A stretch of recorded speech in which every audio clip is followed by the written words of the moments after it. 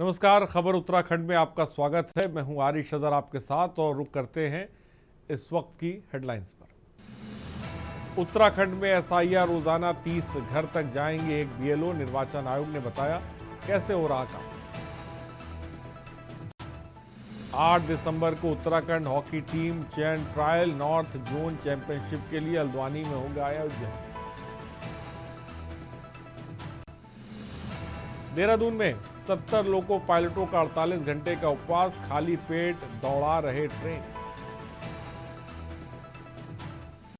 उत्तराखंड अधीनस्थ सेवा चयन आयोग ने कई विभागों में 57 पदों पर भर्ती का नोटिफिकेशन किया जारी।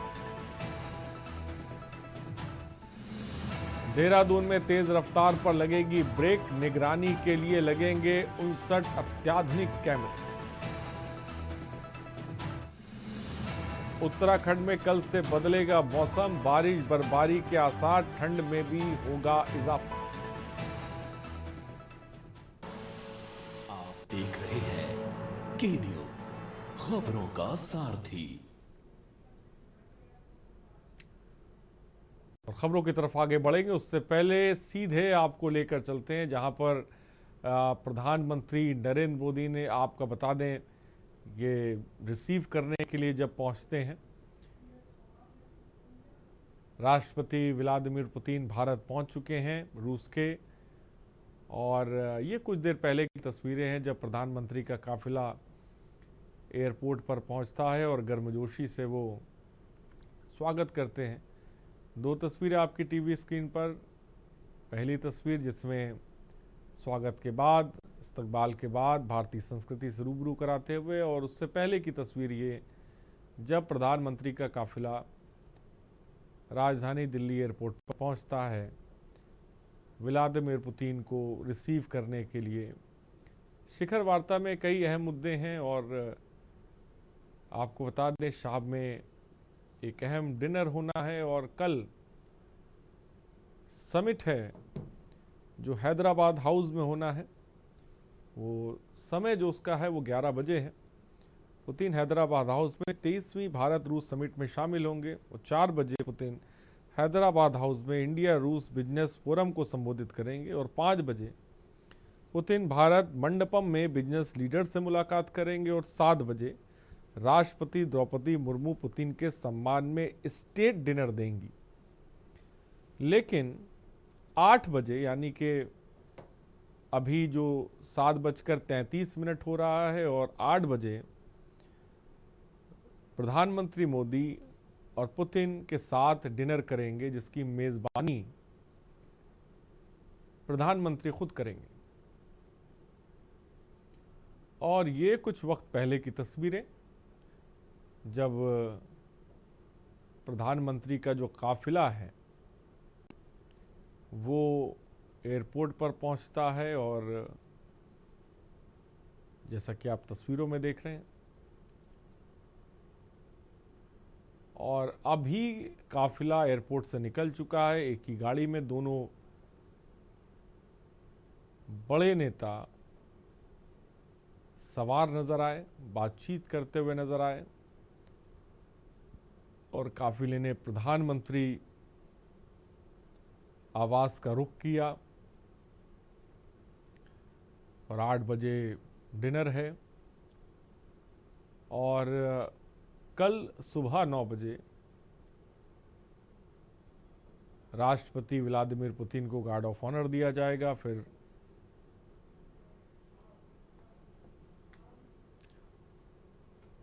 और चलिए उत्तराखंड की खबरों की तरफ रुख करते हैं। उत्तराखंड में इस बार कड़ाके की ठंड और भारी शीतलहर का अनुमान है। मौसम विभाग के पूर्वानुमान के बाद सरकार भी अलर्ट मोड पर आ गई है। आपदा प्रबंधन विभाग ने सभी जिलों को अभी से तैयारी पुख्ता करने के निर्देश दिए हैं। रिपोर्ट देखिए।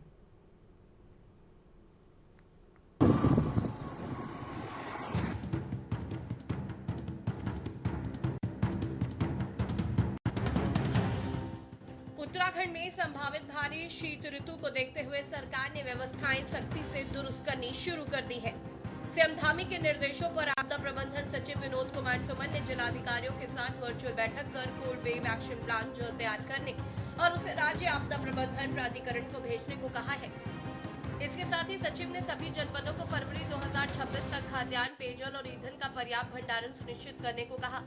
साथ ही आपातकालीन स्वास्थ्य सेवाएं ठंड के दौरान बाधित न हो, इसके लिए डॉक्टरों की सूची, उनके संपर्क नंबर और जरूरी दवाओं की उपलब्धता बनाए रखने के भी निर्देश दिए गए हैं। अस्पतालों और एम्बुलेंस सेवाओं को 24 घंटे अलर्ट मोड में रहने को कहा गया है। रात में जहां आवाजाही अधिक होती है, उन स्थानों पर प्रशासन की ओर से अलाव की अनिवार्य व्यवस्था की जाएगी। रैन बसेरों में जरूरी सुविधाएं उपलब्ध करवाई जा रही हैं। बेसहारा पशुओं को ठंड से बचाने के लिए पशुपालन विभाग के साथ मिलकर विशेष कार्य योजना बनाई जाएगी। साथ ही आम लोगों को शीतलहर से बचाव के लिए पब्लिक अनाउंसमेंट के जरिए जागरूक किया जाएगा। वहीं सचिव आपदा ने बताया कि 23 दिसंबर को शीतलहर पर राज्य स्तरीय कार्यशाला प्रस्तावित की गई है, जिसमें सभी जनपदों से विस्तृत चर्चा की जाएगी और भविष्य की जरूरतों पर भी विचार होगा।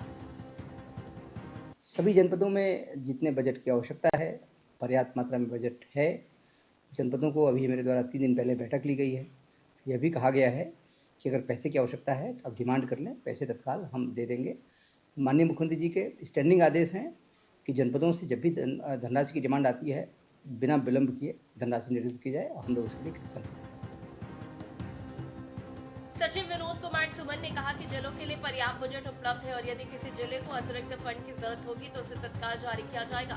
मुख्यमंत्री ने निर्देश दिए हैं कि धनराशि की हर मांग पर बिना देरी की स्वीकृति दी जाए।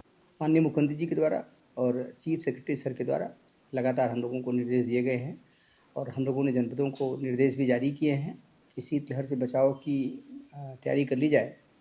जनपदों द्वारा इसमें तैयारी कर ली गई है। अब देख रहे हैं देहरादून नगर निगम में या अन्य नगर निकायों में जहाँ जहाँ आवश्यक है सब जगह अलाव जलाने की कार्रवाई की जा रही है। अगले फरवरी तक के लिए राशन और आवश्यक जो संसाधन हैं, जिसमें पेट्रोल के, डीजल का भंडारण, खाद्यान्न का भंडारण, दवाइयों का भंडारण और जो आवश्यक सामग्री है उसका भंडारण करने के निर्देश दिए गए हैं।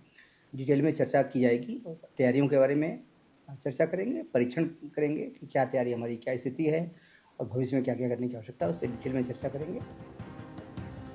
उत्तराखंड में ठंड जैसे जैसे बढ़ रही है, प्रशासनिक तैयारियां भी उतनी ही तेज हो रही है। शीतलहर से निपटने की इन तैयारियों का कितना असर दिखेगा, ये आने वाले दिनों में साफ हो जाएगा।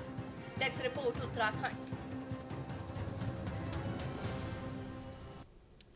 उत्तराखंड में आगामी 2027 के विधानसभा चुनाव आने से पहले सभी राजनीतिक दल अपनी अपनी तैयारी में जुट गए हैं। वहीं विपक्षी दलों की रणनीति यही है कि इस बार भाजपा पर जन मुद्दों से लेकर हुए अब तक के भ्रष्टाचारों को लेकर जनता के सामने पेश करना है।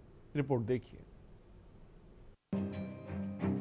उत्तराखंड कांग्रेस पार्टी इन दिनों काफी एक्टिव दिख रही है। कांग्रेस ने अभी 2 हफ्ते पहले ही नया प्रदेश अध्यक्ष बनाने के साथ ही उत्तराखंड में 12 जिलाध्यक्षों और 15 शहर अध्यक्षों की लिस्ट जारी की थी। उसके बाद अब बड़े बड़े आयोजनों के साथ जनता के बीच जाने का फैसला तय कर लिया है। यही वजह है कि कल हुए संविधान बचाओ लोकतंत्र बचाओ कार्यक्रम में कांग्रेस प्रदेश अध्यक्ष गणेश गोदियाल, पूर्व प्रदेश अध्यक्ष करण माहरा, अनुसूचित जाति विभाग के राष्ट्रीय अध्यक्ष राजेंद्र पाल गौतम समेत कई नेता शामिल हुए। उत्तराखंड कांग्रेस की ओर से देहरादून में संविधान बचाओ लोकतंत्र बचाओ कार्यक्रम का आयोजन किया गया। कार्यक्रम में पार्टी के दिग्गज नेता शामिल हुए। पूर्व मंत्री हरक सिंह रावत ने कहा कि यदि भारत में संविधान नहीं होता तो आज देश की हालत पाकिस्तान और बांग्लादेश की तरह होती। संविधान को बचाने के लिए पार्टी के हर कार्यकर्ता को मजबूती से आगे आना होगा। कार्यक्रम में कांग्रेस प्रदेश अध्यक्ष गणेश गोदियाल, पूर्व प्रदेश अध्यक्ष करण माहरा, अनुसूचित जाति विभाग के राष्ट्रीय अध्यक्ष राजेंद्र पाल गौतम मौजूद हैं। साथ ही भाजपा ने भी कांग्रेस के कार्यक्रम को लेकर तंज किया है। आरोप पर तंज कसते हुए भाजपा प्रदेश महामंत्री कुंदन परिहार ने कहा कि कांग्रेस का इस देश की संवैधानिक संस्थाओं पर कभी विश्वास नहीं रहा। कांग्रेस ने भारत के लोकतंत्र को समाप्त करने का काम किया। आज संविधान बचाओ लोकतंत्र बचाओ, इस मुद्दे पर हम लोगों ने यहाँ चर्चा रखी है उत्तराखंड के एससी डिपार्टमेंट की तरफ से। और ये केवल ऐसे ही नहीं है कि संविधान देश में खतरे में, बल्कि संविधान वास्तव में खतरे में है। चूँकि जब संविधान सभा को डॉक्टर बाबा साहेब अम्बेडकर जी ने संविधान सौंपा और संविधान सभा के अंदर चर्चा शुरू हुई तो 25 नवंबर 1949 को डॉक्टर बाबा साहेब अम्बेडकर जी ने 3 चिंताएं जाहिर की थी। और वो जो 3 चिंताएं थी आज सच साबित हुई। वो चिंता क्या थी? पहली चिंता कि जिस दिन भारत के लोग धर्म को देश से भी ऊपर मान लेंगे उस दिन भारत अपनी आज़ादी खो देगा। दूसरी उन्होंने चिंता जाहिर की थी जिस दिन भारत के लोग अंधभक्ति में किसी नेता की भक्ति में लीन हो जाएंगे और वो नेता उन्हीं के अधिकार छीनना शुरू कर दे और संविधान के खिलाफ आचरण करके संविधान के खिलाफ कानून बनाना शुरू कर दे, आपके ही अधिकारों का हनन करने लगे, उस दिन भारत के लोग उसके बाद भी अगर कानून के खिलाफ काम करने के बाद भी उस नेता के प्रति अंधभक्त रहेंगे, उसकी भक्ति में लीन रहेंगे, उसका गलत आचरण का भी विरोध अगर नहीं करेंगे, संविधान के खिलाफ काम करने का भी अगर विरोध नहीं करेंगे, उस दिन भारत के लोग संविधान में दिए गए अपने अधिकारों को खो देंगे। आप जानते हैं कि आज जो संविधान बचाओ लोकतंत्र बचाओ जो हमारा नारा था, आप जानते हैं इसकी मुझे पता है कि क्यों आवश्यकता पड़ी। आज सही मायने इसलिए पड़ी कि जो वर्तमान सत्ता में जो काबिल हों, चाहे देश में हो चाहे प्रदेश में हो, वो लोग संविधान को कुचलने का काम कर रहे हैं। लगातार वैसे काम कर रहे हैं जो हमारी संविधान संस्थाएं उसे कब्जा करने का काम कर रहे हैं। वो ऐसे काम कर रहे हैं जो आम आदमी की जो जरूरतें हैं उसको दबाने का काम कर रहे हैं। इसलिए आज जो सही मायने जो संविधान का जो पहलू था, संविधान के जो सही मायने जो तथ्य थे, उसको तोड़ने मरोड़ने काम कर रहे हैं। बेसिकली भारतीय जनता पार्टी और उसके तमाम लोग, वो हमारे जो महापुरुष हैं डॉक्टर भीमराव अम्बेडकर, वो केवल उनको चुनाव में इस्तेमाल करने का काम करते हैं, केवल वोट के अंदर काम करते हैं। हाँ, संविधान बचाओ लोकतंत्र बचाओ। संविधान बचेगा लोकतंत्र बचेगा, लोकतंत्र बचेगा, वोट का अधिकार, जो एक वोट का अधिकार हमारे जीवन में इतना बड़ा परिवर्तन लाया है, वो अधिकार बचेगा। तो इसलिए जो आज की गोष्ठी है, ये सम्मेलन है, बहुत महत्वपूर्ण है और इसमें बहुत बुनियादी बातें उठ करके सामने आई है। मैं सम्मेलन के आयोजकों को बहुत बधाई देना चाहता हूँ और राजेंद्र जी को बहुत धन्यवाद देना चाहता हूँ। उन्होंने इतिहास के कुछ महत्वपूर्ण पन्नों का उल्लेख करके जो है हम सबकी आंखें खोलने का काम किया और वो महत्वपूर्ण किस तरीके से ये महत्वपूर्ण दस्तावेज जो आज हम सबके लिए एक प्रकाश स्तंभ है, वो अस्तित्व में आ पाया, उसका इतिहास उन्होंने लोगों के सामने मानी। कांग्रेस का मानना है कि संविधान की रक्षा करना हर नागरिक का कर्तव्य है। वर्तमान समय में लोकतांत्रिक संस्थाओं पर बढ़ते दबाव व संवैधानिक मूल्यों के संरक्षण पर चिंता जताते हुए उन्होंने कार्यकर्ताओं से एकजुट होकर लोकतंत्र की रक्षा के लिए प्रतिबद्ध करने का आह्वान किया। भाजपा ने भी कांग्रेस पर हल्ला बोलते हुए कहा कि लोकतंत्र के मामले में भारत ही सबसे बड़ा देश है। आजादी के प्रथम चुनाव में कांग्रेस ने भीमराव अम्बेडकर को हराने का काम किया। साथ ही सत्ता के लालच में कांग्रेस ने ही आपातकाल की घोषणा की। आज देश व राज्य की जनता ने कांग्रेस को ठुकरा दिया है, जिसके कारण कांग्रेस इस प्रकार के झूठे दावे पेश कर रही है। अन्य विपक्षी दलों को भी कांग्रेस के संविधान बचाओ कार्यक्रम को लेकर मिली-जुली प्रतिक्रियाएं देखने को मिली। साथ ही बुद्धिजीवी की माने तो सिर्फ राजनीति। देखिए, प्रदेश अध्यक्ष बनने के बाद गणेश गोदियाल ने कांग्रेस में एक रिवाइव करने का काम किया है और 2 बार से चुनाव हार चुकी कांग्रेस में जो प्राण फूंकने की कवायद गणेश गोदियाल ने शुरू की है और लगातार वो भाजपा पर आक्रामक है। अभी संविधान बचाव को लेकर के जिस प्रकार से उन्होंने एक सम्मेलन आज देहरादून में किया है, ये न सिर्फ कांग्रेस के लिए जान फूंकने का काम करेगा, बल्कि ये भाजपा के लिए भी एक तरीके से मुसीबतें पैदा करने में कारगर साबित हो सकता है। क्योंकि गणेश गोदियाल की जो कोशिशें रही हैं और वो कांग्रेस में जिस प्रकार से उम्मीद की किरण बन करके आए हैं और लगातार हार रही कांग्रेस के लिए इस तरह के सम्मेलन कार्यकर्ताओं को एकजुट करने के में भी सहायक होंगे और आने वाले चुनाव में पार्टी संगठन को साथ लेकर के चलने के में भी सहायक होंगे। निस्संदेह जो कांग्रेस ने अभी 2027 को देखते हुए जो संविधान बचाओ लोकतंत्र बचाओ का जो ये प्रदेश स्तर पर एक जो आयोजन किया है, सम्मेलन किया है, ये एक चुनावी मुद्दा हो सकता है। नहीं तो इन्हीं मुद्दों को निस्संदेह हमारे उत्तराखंड में संविधान को भी क्षति पहुंच रही है, लोकतंत्र को भी लगातार क्षति है। यहाँ पर आए दिन जो भ्रष्टाचार फैल रहा है, आए दिन गुंडागिर्दी चल रही है, तो इसको एक दिन का प्रदेश स्तरीय कार्यक्रम न बना करके विपक्ष है, इनको सदन में और इनको सदन के बाहर इनको सरकार को घेरना चाहिए था। तब जाके कहीं जनता ये समझ सकती है कि ये कांग्रेस जो है ये अपना प्रदेश हित में काम कर रही है, अन्यथा ये एकमात्र देखिए, जब संविधान कांग्रेस के हाथों में लहराता है तब तो मुझे लगता है कि वो सुरक्षित उनको नजर आता होगा। सड़क पर भी लहराने का काम करते हैं, संसद में भी लहराने का काम करते हैं, विधानसभाओं में भी लहराने का काम करते हैं, तो तब संविधान के सम्मान की उनको चिंता नहीं होती। 2014 से लेकर आज तक का जो राग कांग्रेस ने आलाप रखा है कि संविधान बचाओ लोकतंत्र बचाओ, समझ में ये नहीं आता कि वो किससे संविधान बचाना चाहते हैं और किससे लोकतंत्र बचाना चाहते हैं। पहली बार इतिहास में हुआ कि देश के प्रधानमंत्री जी ने बाबा भीमराव अंबेडकर जी के चलचित्र से लेकर के और हमारे संविधान को संसद में रखने का काम किया और कांग्रेस ने हमेशा उनका अपमान करने का काम किया, उनको षड्यंत्र के तहत हरवाने का काम किया। ये बाबा भीमराव अंबेडकर जी को कांग्रेस ने काम किया। और दूसरा, जो बाबा भीमराव अंबेडकर जी की जब अंत्येष्टि हुई तो 4 गज की जमीन भी कांग्रेस की उस समय तत्कालीन प्रधानमंत्री उनको नहीं दे पाई, और जब अंत्येष्टि हो गई तो उनकी पत्नी से उनका वो बिल भी उन्होंने लेने का काम किया। तो ये काम है सिर्फ कांग्रेस का। अब तक प्रदेश में हो रहे राजनीतिक बदलाव को देखा जाए तो सभी पार्टियां 2027 विधानसभा के चुनाव को जीतने के लिए अपनी ताकत झोंक रही हैं। राजनीतिक विश्लेषकों का मानना है कि कांग्रेस लंबे समय से एक मजबूत मीडिया रणनीति की कमी महसूस कर रही थी।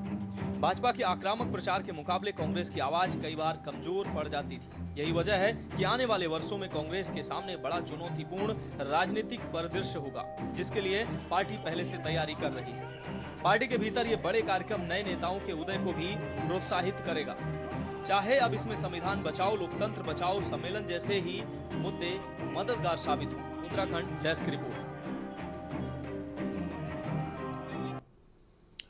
और यहाँ पर रुकते हैं एक छोटे से ब्रेक के लिए। हम जल्द हाजिर होंगे कुछ और खबरों के साथ। और ब्रेक के बाद आपका स्वागत है। लक्सर रोड क्षेत्र में इन दिनों गन्ने से लदे ओवरलोड ट्रैक्टर ट्रॉलियों का आतंक जारी है। ये बेलगाम वाहन न सिर्फ यातायात नियमों का उल्लंघन कर रहे हैं बल्कि सड़क हादसों को भी न्योता दे रहे हैं। स्थानीय लोगों का कहना है कि प्रशासन की अनदेखी के चलते इन ओवरलोड वाहनों के कारण हरिद्वार लक्सर रोड पर पहले भी कई हादसे हो चुके हैं और इन घटनाओं में कई आम नागरिक अपनी जान गंवा चुके हैं। इसमें एक संयुक्त टीम गठित की जा रही है जो कि ओवरलोडिंग का जो मामला है उसमें उनको देखेंगे और उसको कम करवाएंगे। खबर देहरादून से, जहां कांग्रेस नेता हरक सिंह रावत इन दिनों अपने बयानों को लेकर चर्चाओं में है। हरक सिंह रावत द्वारा बीजेपी के तमाम नेताओं पर व्यक्तिगत टिप्पणियां की जा रही हैं और कहना है कि नेताओं का बैकग्राउंड मैं जानता हूं और भाजपा के इन सभी नेताओं के बारे में अगर मैंने कुछ ज़्यादा बोल दिया तो ये कहीं ना कहीं कहीं नहीं रहेंगे, जिसको लेकर भाजपा विधायक दिलीप सिंह रावत ने पलटवार करते हुए कहा कि हरक सिंह रावत डिप्रेशन में है और उसके पास राजनीतिक मुद्दा ही नहीं है।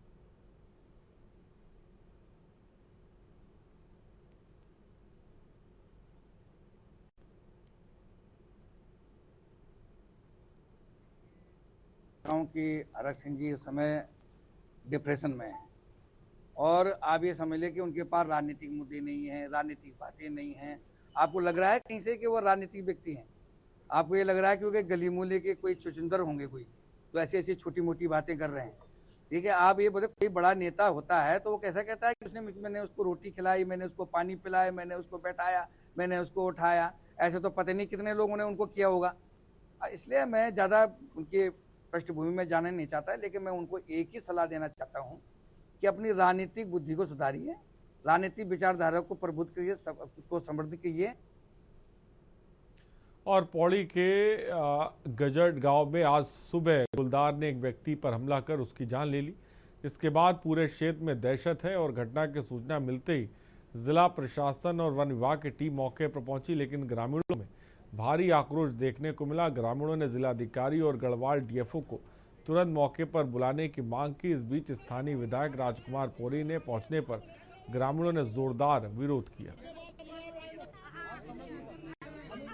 देखिए, घटना दुखद है। सुबह हमें 9 बजे यहाँ से सूचना मिली थी और तत्काल प्रभाव से टीम सेट यहाँ पहुँचे और पब्लिक का रोष देखते हुए मतलब वो हमारी तो सारी तैयारी, हमने पिंजरा लाया है, मतलब अपनी कैमरा ट्रैप वगैरह लगाने का और बॉडी को अपने उसमें लेने के लिए, लेकिन ग्रामीण उस पर बिल्कुल एग्री नहीं हो रहे।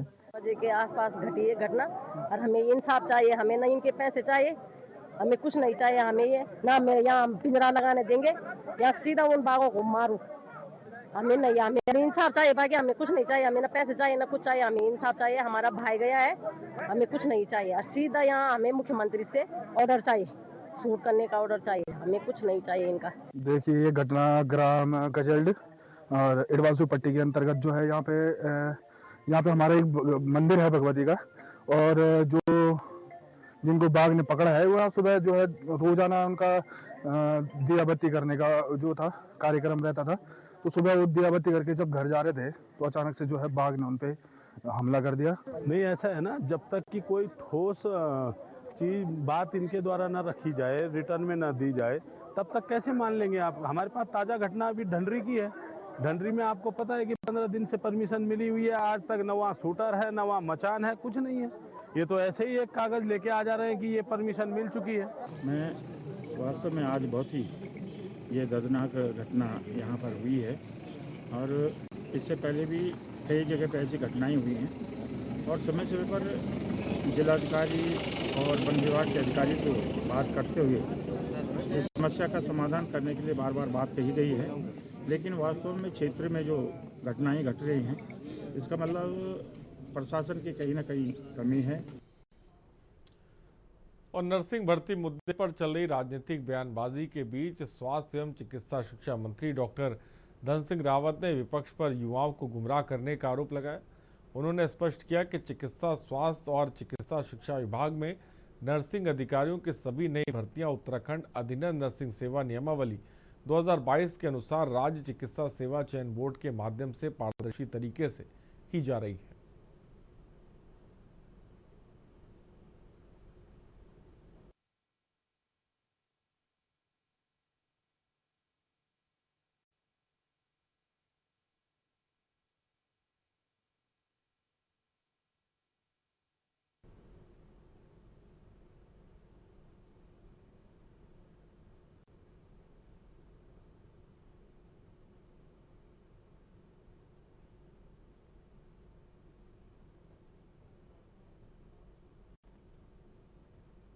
और खबर देहरादून से, जहां नगर आयुक्त नमामि बंसल ने भूमि अनुभाग द्वारा अवैध होर्डिंग्स और बैनर्स के खिलाफ चलाए गए अभियान का स्वयं सड़क पर उतरकर सत्यापन किया।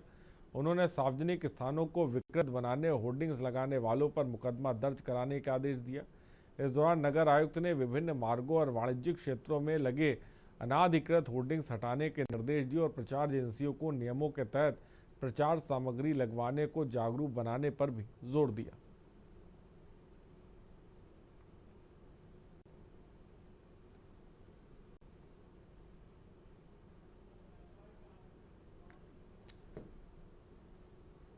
और खबर उत्तराखंड में फिलहाल इतना ही, और आगे देखिए मंथन हमारे प्रधान संपादक दुर्गेश जी के साथ। नमस्कार।